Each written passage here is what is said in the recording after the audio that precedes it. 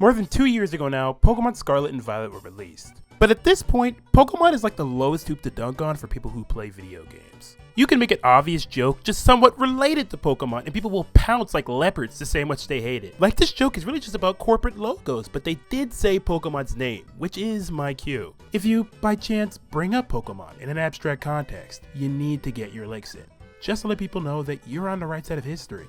Hell, you don't even have to be talking about Pokemon for the game to get owned somehow.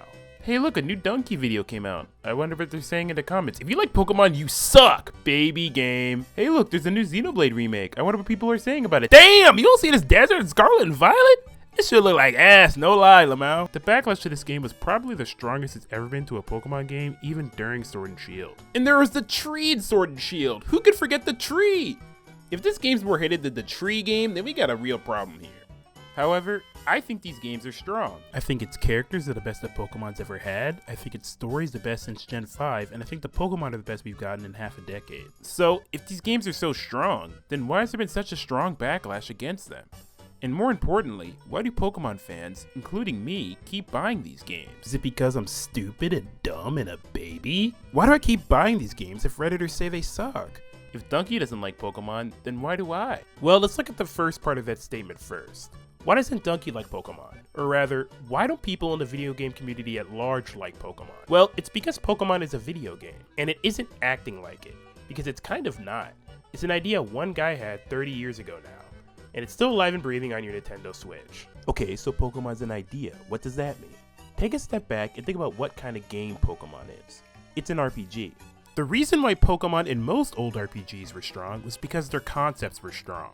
It wasn't really about how good stepping forward and using your attack was. It was about the idea that the creators were trying to convey to you while playing the game. The gameplay system just made it easier to interface with the idea that the developer had given you, made it a bit more fun. This makes a lot of these games, including Pokemon, fall into the category of concept-first games. What the hell is a concept-first game? It just means a game that's first goal is to serve its concept. Like, take The Legend of Zelda. That game is subservient to a sense of adventure. That's the concept. The gameplay follows whatever gives the player the strongest sense of adventure they can feel.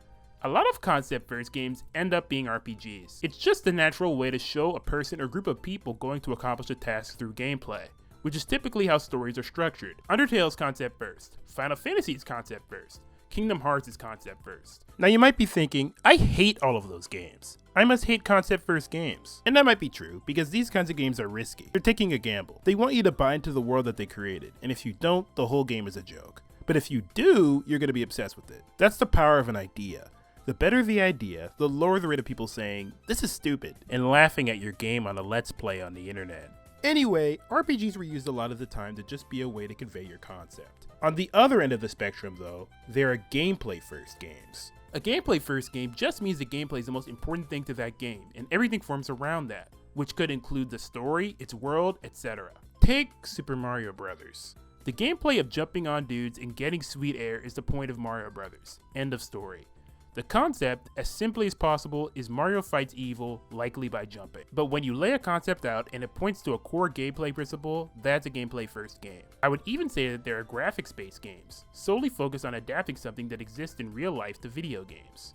This is like Madden Football or a shitty licensed game. The appeal is really that you're playing a movie or a sport or a show that you like, and it looks as close to that property as the developers could muster.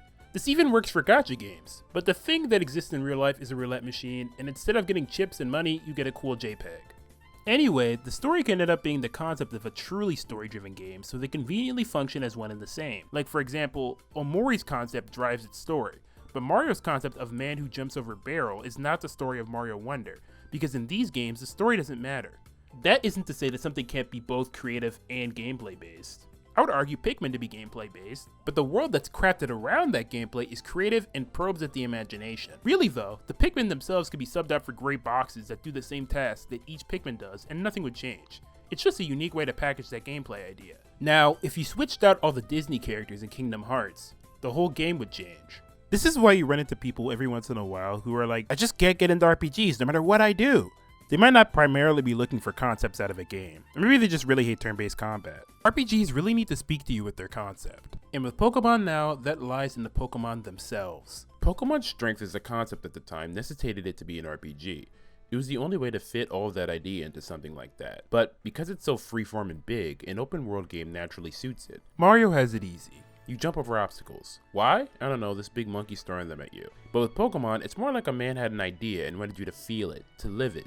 But unlike a lot of old RPGs, the strength of Pokemon's concept isn't conveyed through its story, it's conveyed through the Pokemon that live in the world. Pokemon not only has hundreds of creatures, but it's a world that those creatures are bonded to. This world has Pokemon trainers keeping these Pokemon in Pokeballs, and then you have the broader concept of the region that these Pokemon are from. Like say in Hoenn, you're in a tropical climate, so you get Pokemon like Tropius, which is completely different from a Pokemon like Rhydon in the Kanto region.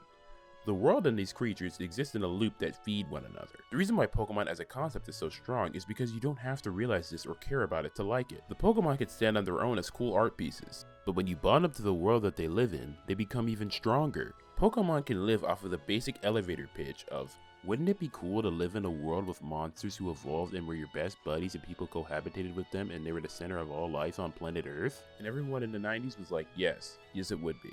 And everyone now is still like, yes it would be. You can see this through games like Pokemon Go being a huge hit, even decades after Pokemania. People still love Pokemon as an idea. It just took something like that to light the world on fire again. Simply, the anger towards the Pokemon Company in recent years stems from its reach towards video game status.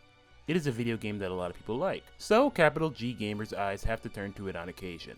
Before, when the games were on a handheld, there was somewhat of a division between the games and the gaming community at large. There were smaller scale games, and most importantly, they lived within their means. They never outstretched their bounds, and were some of the strongest graphical performers on their consoles. But as soon as Pokemon came to console, that was not the case any longer. Not only do they now share the same hardware pools that big new Mario and Zelda, but they were now punching the weakest in their weight for the genre they were in. As console games, the graphics and gameplay would compete against other console games. And it just didn't stack up the most. This couldn't have come at a worse time too. Because now, more than ever, graphics have become the universal standard of distinguishing a good game from a bad game. We have to rely on graphics a lot. Normally, of the 3 dimensions of a video game I laid out before, concept and gameplay are the most important. But graphics are becoming a bigger and bigger slice of that pie as the inner details of a game become less important. I'm not saying this is the truth of how video games are judged. Games are still being evaluated well. I'm talking solely about video game discourse. Because the world has become more turned towards content, we still need to talk about graphics, even though we as a people moved past graphics or everything as a mentality 10 years ago. Backlash can get nominated for Game of the Year, but there certainly is going to be a lot of people on Twitter complaining about that. I mean, the top comment on this video is that Brilliant Diamond and Shining Pearl weren't good at all because they look like Animal Crossing, which is not something someone with eyes would say, but I digress. Graphical glitches and technical fails show a game's weakness. If you talked to someone 10 years ago about this, they would tell you that graphics are not that important. Now, the pendulum is starting to swing the other way. Video games can be released in unfinished states, and now the way a game looks and performs is very important. They make a visible barrier. A bad video game is not really made by glitches. Mario Sunshine has glitches, and I think that's a good video game too. It's pretty hard to get crazy stuff like the bike glitch to occur in normal gameplay. And obviously, high graphical fidelity doesn't make a great game either. I personally think a sterilized 3D Game Maker world is way worse than any world someone made by themselves, because I prefer concept to gameplay. But to most people, the world a game is set in doesn't seem to matter as long as the graphics don't, break. To most people, graphics in a video game would be like the words on a page in a novel. And for there to be weak graphics or glitches would equate to the font being wacky or there being spelling errors. To me though, graphics are the size of the book and the texture of the pages. They enhance the experience for sure, but it's not what I'm there for. Now don't get me wrong, the graphics are bad. Like at the beginning of the game, Pneumonia says Google Docs autocorrects pneumonia to pneumonia and I just think that's funny. Anyway, so at the beginning of this game, Pneumonia shows you this vista and you're supposed to be like, wow, that's gorgeous. But it's not. It looks terrible. They must have known it looked terrible, and they still put it in the game. I guess this is deadlines probably. Though, if you're not going to have any confidence in your game, who will? Certainly not engagement for our Twitter accounts who will compare any game to Scarlet and Violet for retweets. I just don't know why they would start this game with this grand sweeping cutscene of Paldea. I mean, I know why they do it, I just think they shouldn't have. There's just no way that you can't take that there are such obvious visual bugs, during cutscenes made to show off the game literally within the first hour as a bad sign. Like, Miraidon is like vibrating on the floor when you see it here. That's just a mistake that literally every player will encounter upon booting up the game and trying to engage with it honestly. There's some kind of serious disconnect between Pokemon and the rest of the gaming community. Like, they have their blinders on and they don't realize how bad it looks. But in reality, they probably just already scripted a scene like this and didn't want to cut it. What Pokemon needs is to make sure the interactions between the Pokemon and everything in the world feel as good as possible. That's because that supports its core concept, and it's a concept-based game. Scarlet and Violet actually do opt into this if you notice. Many of the fighting sprites of the Pokemon were updated, so we have more dynamic poses. The texture of the Pokemon looks stronger, with metallic Pokemon like Bronzong looking shiny and reflective, and scaly Pokemon like Salazzle looking smooth and scaled. This isn't to mention little touches like Weasel swimming with its tail or Donphan rolling around on the overworld. I mean, they don't sleep in battle like they do in camp, but I can look past that because it would be kind of weird for Tinkaton to hop on her hammer to go to bed every time. Just having cute animations like this show that they care about the Pokemon and their world a lot. But the presentation here does actually hurt the game's world. Not the Pokemon themselves, but the world they inhabit. This doesn't seem as important, but making the Pokemon's world whimsical and inviting to live in is a huge goal. Take Scarlet and Violet's towns. No one lives in them. That is to say, people walk through the town, but no one actually lives in the buildings. You can't go inside the houses in this game. It just pops a menu up when you go inside most shops. It's really jarring, to be honest. This is something that's been in Pokemon since Generation 1, and it's abruptly removed. Going into houses really does something to fill out the world. People talk and say things that fill out the world's lore, per se. I'm never gonna forget the guy who called me an insolent pup for opening the door to his room in the St. Anne. What about Yes Town? This kid right here at the bottom of Petalburg is my favorite NPC in the series. He was the first I walked up to when I was literally 3 years old. But let me tell you, this blew the brain out of the back of my head as a 3-year-old. Now let's look back at the Gen 9 NPCs. Oh hey, come back. Oh. Hey, come back! Never mind.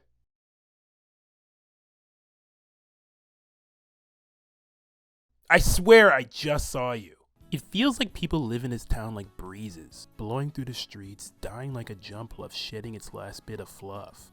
As an RPG, Pokemon thrives off of strong dialogue and a rich world, but Scarlet and Violet can't properly fulfill this as they are. Pokemon is not just any RPG, it's the biggest RPG there is. It crushes the next biggest, Final Fantasy, by more than 200 million units. But Final Fantasy, by comparison, has always kept up with the times. As games got bigger, it moved to the best hardware it could get. It's the reason why Final Fantasy jumped from Nintendo to the PlayStation. It jumped from RPG to MMORPG to Action RPG, evolving with the times and what gamers wanted. Pokemon, and Nintendo by comparison, has always been slow to the jump. It's still a normal, run-of-the-mill RPG. Final Fantasy wants to be a game. It's trying hard and keeping its appearance up so people don't get bored of it. And Pokemon hasn't tried any makeup in years. Final Fantasy wants to be a video game, and Pokemon wants to be Pokemon. I mean, that's really it, isn't it? Pokemon isn't putting anything on to try to make itself look better, or to let you justify to your friends why she's actually really hot and cool. It's just itself, the same as it's always been, and you can take it or leave it. Maybe what I mean to say is, every game shouldn't be trying to be as fun as possible, it should try to be as itself as it possibly can be. At least, that's what I value from video games. Something that reflects the spirit of itself the best. If that's simple fun, then that's what should be reflected. But sometimes, that's not the case. I got a comment on my Brilliant Diamond short after I laid an explanation as to why Brilliant Diamond chose to adapt those two games rather than the third version that brilliantly said, Platinum is just better though. To which I thought and responded, definitely more fun to play. Then they responded, that's the whole point of video games. I want to pull out this point. Is it? Is the whole point of video games to have fun? I mean, my favorite game is Earthbound, but it's not because it's fun to play. I just enjoy being in the world. I love the story, I love the writing, I love the music, I love the presentation. The gameplay itself is take it or leave it. I think I and the majority of people who love Earthbound have a similar opinion. The gameplay itself doesn't make that game. When I play Earthbound, am I having fun? I'm enjoying myself. I'm happy I'm able to be a part of this world. I love this game because it is so confidently itself. It's able to reflect itself through its presentation with clarity, and that reflection resonates strongly with me. The same is true with games like Wind Waker. I think Wind Waker is honest fun. It's a good game at its core. But hitting A when an enemy comes to attack me? That's not why I love it. I love it because it's confidently itself. It wants to convey a sense of adventure through its seafaring exploration, and it does. Maybe the word I'm looking for here is charm. How well can a game convey its own charm? At this point, Pokemon has gone all in on its concept, so it needs to follow through where that counts. I enjoy the gameplay of Pokemon, but it's because the concept is so strong. It's all I personally care about. I think I might be in the minority on this, but my enjoyment of games most often primarily comes from their concepts and not the gameplay. Catching and battling Pokemon is enjoyable because I enjoy the concept of the world. Fighting monsters and solving dungeons feels good in Wind Waker because of the concept behind it. I'm just a kid trying to save his sister who got caught up in a mess way bigger than him. There are two halves to games, the concept and the gameplay. These two halves need to work in concert. If they do, by playing the game you can feel the creativity, imagination, and charm of the concept. That's what that comment's neglecting when they say that having fun is the whole point of playing video games. If the game being fun to play comes at the expense of the imagination, charm, and creativity, it's cannibalizing itself. It's not sustainable. I think a totally gameplay focused mindset can hurt a game, and you need to know how to balance it with your concept. Let's look at Mario Wonder for example, which introduces new enemies, level design, and art style. But this new level design definitely makes it worse for co-op play. I think people introduced to this game through co-op play end up disliking it a lot of the time unless they already like Mario, because the game is so designed with a single player in mind. I mean, I don't have this problem because the only person who plays this game with me is Daisy, but for people with more friends, this is an issue. They couldn't just take out multiplayer, it's a staple now, an improvement. Big stuff like that is really hard to roll back. Like let's say they made multiplayer 3D Mario like every YouTuber on the planet wants them to make. It would be really hard to walk that back for the next game. And Nintendo knows these games are stronger as a single player experience, so they stay that way. We can also look at Tears of the Kingdom versus Breath of the Wild. I love Tears of the Kingdom, and I think it made some certifiable improvements to its gameplay, like the underground and the sky. These are just additions that even if you don't like them, you can mostly ignore outside of the Spirit Temple. But they do make some changes. Now you don't have the Sheikah Slate, you have your rad old arm. So no more Cryonis, Magnesis, and Stasis.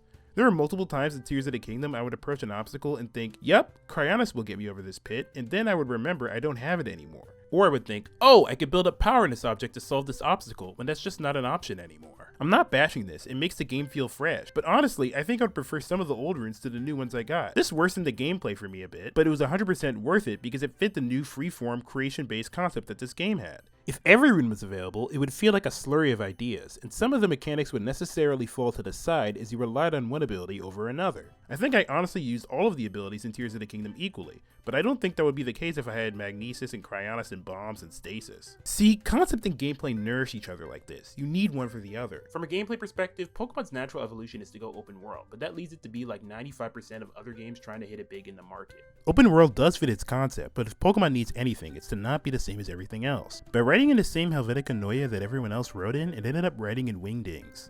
Pokemon's at its best when it could differentiate itself from the crowd.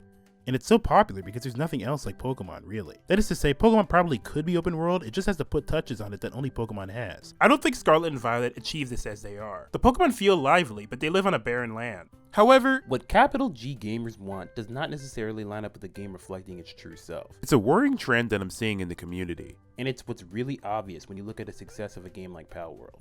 Palworld is a nihilistic, negative charm to me. It's not conveying its own charm, it's not conveying itself, it's focused on how well it can convey something else's charm. To me, that's the worst sin a game could commit. Like in Feather Party for example, the gameplay is fun, but there are literally minigames just taken directly from Mario Party. Like, this is just the final countdown. Like not putting over a different skin or, nope, okay. Yeah, sure, let's just take bombs away too, why not? Well, wait, no, they added the dice from Fall Guys in there too, so that's gotta be something. Like, what are we doing? Seriously, what are we doing? Okay, Hexagon too? Sure, yeah, whatever, who cares? Like, what? Not like they're hiding this. They put this in a trailer. You can't make this up. What is going on? If you're not able to reflect yourself, then what are you showing? Nothing. A gaping hole of nothing. I find that unbearably worse than any poor graphics in the game. You know what Pokemon's trying to improve every generation? Its concept. Not just the Pokemon, but the synthesis of the Pokemon, the region, and the story. The problem with every Pokemon clone is that they necessarily cannot be as strong as Pokemon because they're taking the same concept as Pokemon to make it, and Pokemon is concept first. It's that they try to improve on Pokemon's gameplay because that's where Pokemon is lagged the most behind, and they can most easily see deficiencies, but they forget Pokemon was incepted on a really strong idea. Without that idea, there's nothing powering this machine.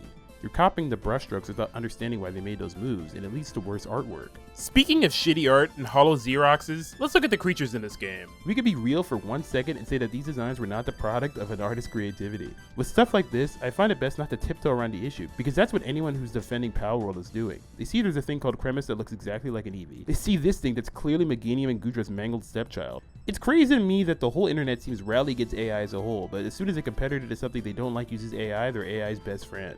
The thing is, it doesn't even matter if it's AI. I mean, it is, but who cares if it is? The problem with AI, besides the fact that it burns down a forest for you so that you can see a cat shooting lasers out of its eyes, is that it's derivative. AI is inherently drawing on other things to make it. That's what makes it AI.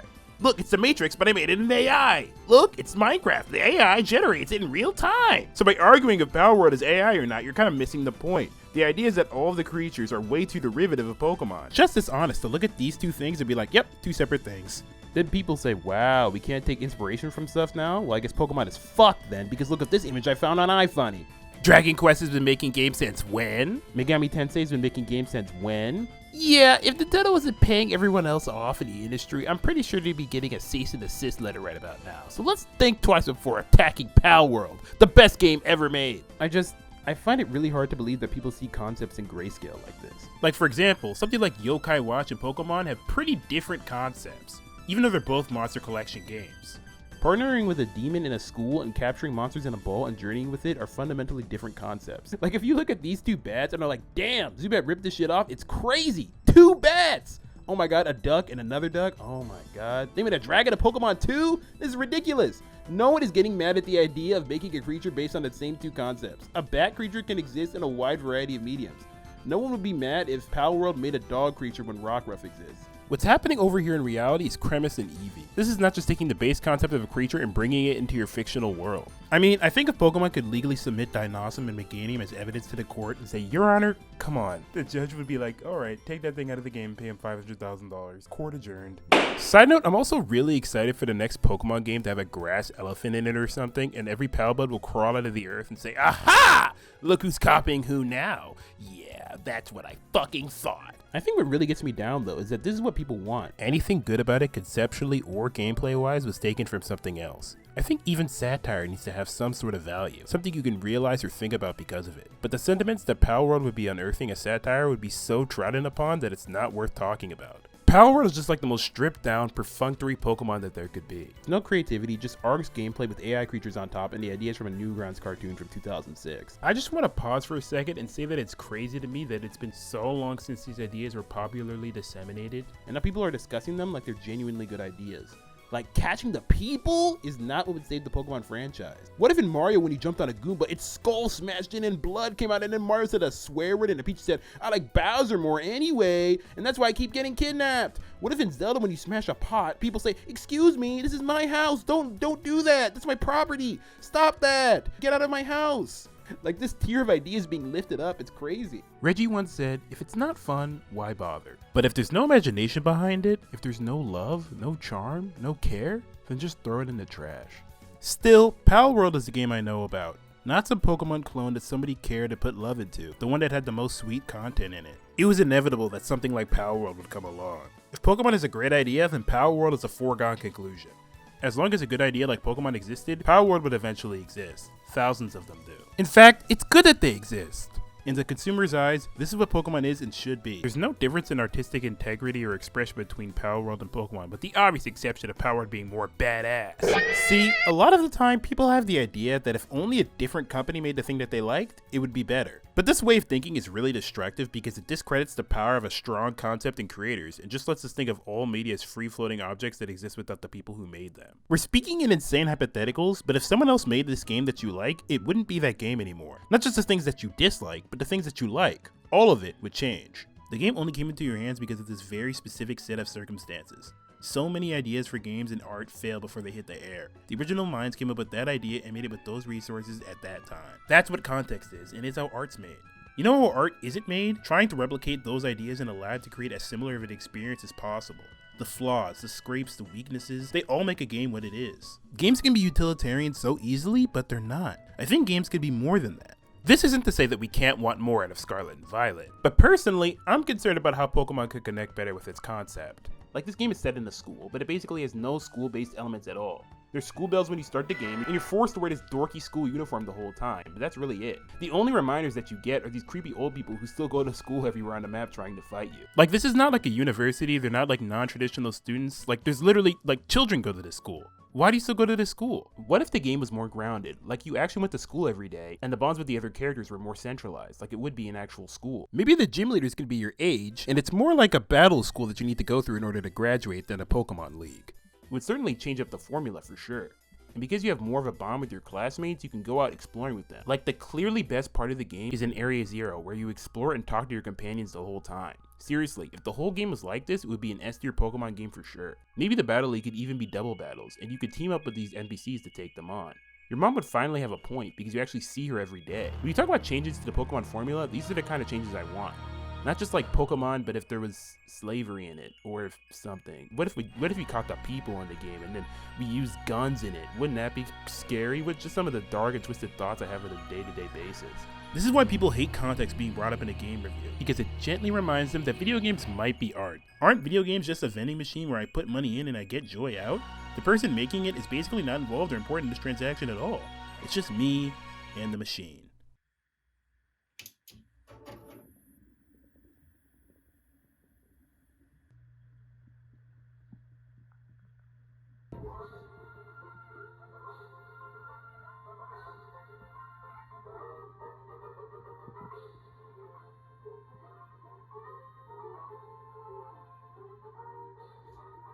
Emulation and piracy homogenize the video game experience into one flat thing: the experience of the video game itself.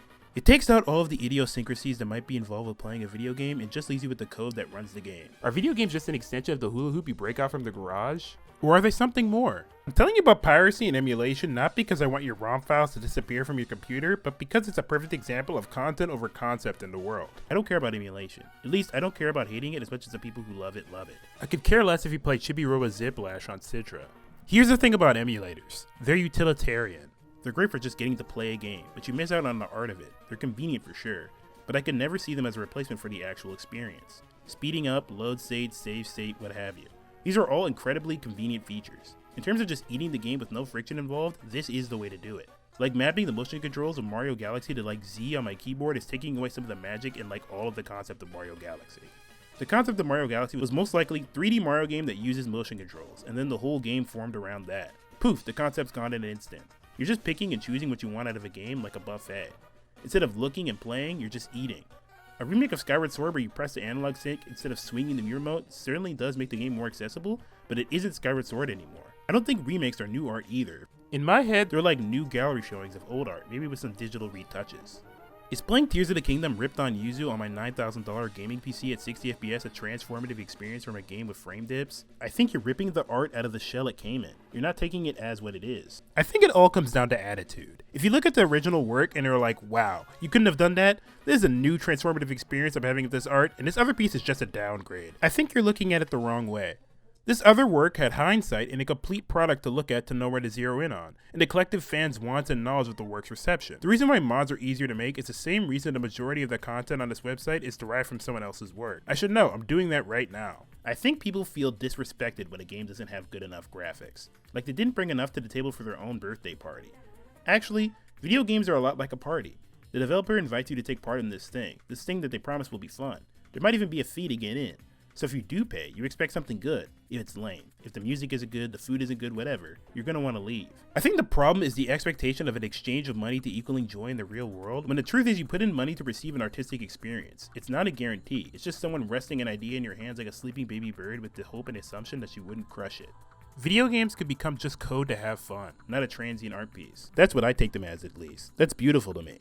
That you connect this piece to this piece and it makes something beautiful for you and eventually it goes away. I don't think it's bad to enjoy a game for the gameplay, but it's like, do we need to preserve Jump Rope Game? It's just supposed to be a little bit of fun for a little while. No, we need it forever! I'm staying on a Nintendo Wi-Fi connection until my power goes out. Nothing can ever go away or change. Even stuff like Mario 3D All-Stars is like, you know, all these games exist perfectly fine separately elsewhere. The only thing this game offers is the three of them together and some bonus art. It's supposed to be something nice for liking Mario in this period of time. I was thinking about the guy who made the Pokemon Crystal event distribution again. Like those ones where you had to go to an actual store in 2001 and go to a big purple machine and some underpaid bespectacled teenager would take your Game Boy Color and scan it as shiny Suicune with an e-reader. What a unique, beautiful experience. But you know what's even more awesome? Keeping everything forever! You know, this Aurora Borealis sure is great. You know what would be better? If the sky was Aurora Borealis forever. If we could press a button on our phones to change the sky to Aurora Borealis in case we missed it. Oh, and if we shake it, we can see a shooting star! Now, I have this opinion that some might think is crazy, but if the creator of the art doesn't want it to be preserved, I don't think you should preserve it. If you scanned my head with the ray gun and kept the 3D model of my head on your desk, and I was like, hey, can you not keep that 3D model of my head on your desk? And you were like, no, dude, you still have your head, so I don't understand what's such a big problem about me having yours. I'm just keeping it for my own purposes. I like it, okay? So I don't care if you don't like it, I like it, okay? That's why I, Samuel Gilbert, in Gary, Indiana, will protect Zelda Ocarina of Time by keeping it on my Alienware PC. That way, when Nintendo blows up, we still have the raw files to pass on to our children's children. Wonderful. I mean, Nintendo certainly doesn't have the file on their computer, and if they use an emulator to play it, that's clearly a huge hypocrisy. Maybe someone crafted an experience for me and cared about it, but it's actually morally correct to steal us because Nintendo shut down the big house 4 years ago! I mean, honestly, I can see where this line of thinking comes from. A person spends so much time with the game that it's natural to just think of themselves as the co-creator of that art. It's hours in. There's a push and pull with video games. I think the video game medium in specific, this push and pull is the most obvious because in most art, you're just gonna sit back and watch, but in the game, you actively participate in your artistic experience. That's why Pokemon has the issue that it does. It's the highest grossing media franchise in the world. Billions of people have ideas about what it should be, and it can't possibly be all of those things. It's supposed to be too many things. One man, Satoshi Tajiri, had an idea about capturing bugs and trading them to other people. Now it's a hulking monster with 1,000 different creature designs spread over 6 continents, and the games don't look good enough for this generation of console, and they're not adult enough, and they're too easy. It was just this, and now it's this. In the end, it all comes down to why not. Why not leave a mean comment on this video? Why not carry on your life the way you always have and not think any harder about it? Why not just keep stealing art, keep pirating? It's so easy. It's free. It's not like anything bad is gonna happen to you, so who cares? It's kind of like recycling. Sure, you can try to recycle to separate all your trash out into the right bins, but literally, who cares? You personally aren't gonna stop anything. Climate change is so fucked now that you personally recycling won't fix anything, so just throw everything into the trash. Doesn't matter at all. Art is something that by all means should never be shared. As soon as a piece of art is shared, the creator loses control over something so private and personal to themselves. When an idea for art is in your head, it's alive and free-forming. No one can tell you what it is or what it can't be. There's no continuity that needs to be followed, no plot that you can trace. But once it's ripped out, it's like a cadaver on a metal table. We get to walk past it in a museum, but there are people screaming, $70 for this? People ripping the genitals off the cadaver, making balloon animals with it.